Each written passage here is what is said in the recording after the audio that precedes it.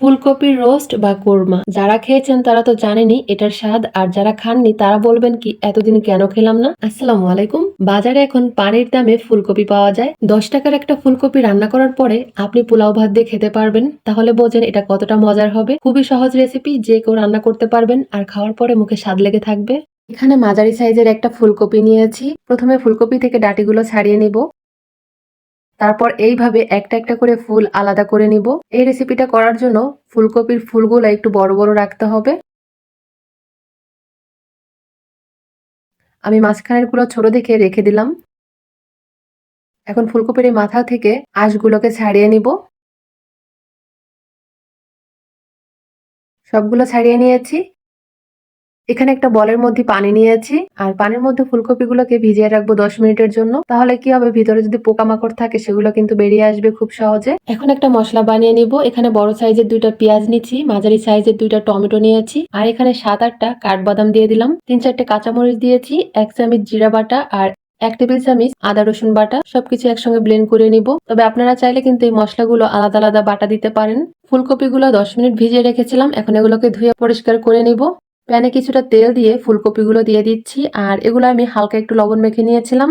অনেকক্ষণ ভাজার দরকার নেই, হালকা ভেজে নিব। একটা সাইড হয়ে গেলে উল্টে দিব। এইভাবে উল্টে পাল্টে ভেজে নিয়েছি, এখন নামিয়ে নিব। একই প্যানে আরো দিয়ে দিলাম কিছুটা তেল। এখন এখানে দিয়ে দিচ্ছি বড় সাইজের একটা পেঁয়াজ কুচি। পেঁয়াজটাকে ভেজে বেরেস্তা বানিয়ে নিব। এই তো পেঁয়াজটাকে ভেজে নিয়েছি। আমি এখান থেকে অর্ধেকটা তুলে রাখবো, রান্নার শেষের দিকে ব্যবহার করব। আর অর্ধেকটার মধ্যে দিয়ে দিচ্ছি বেটে রাখা সেই মশলাগুলো। মশলাটা দিয়ে আমি এখানে আরো কিছুটা তেল দিয়ে দিলাম। একটু নেড়ে চেড়ে এখানে দিয়ে দিচ্ছি পরিমাণ মতো লবণ। লবণটা দিয়ে কিছুক্ষণ মশলাটাকে ভেজে নিব, যাতে মশলার কাঁচা গন্ধটা চলে যায়। আর চুলার আঁচটা এই সময় একটু কমিয়ে রাখবো। কিছুক্ষণ ভেজে নেওয়ার পরে এখানে আমি দিয়ে দিচ্ছি 1/2 কাপ পানি।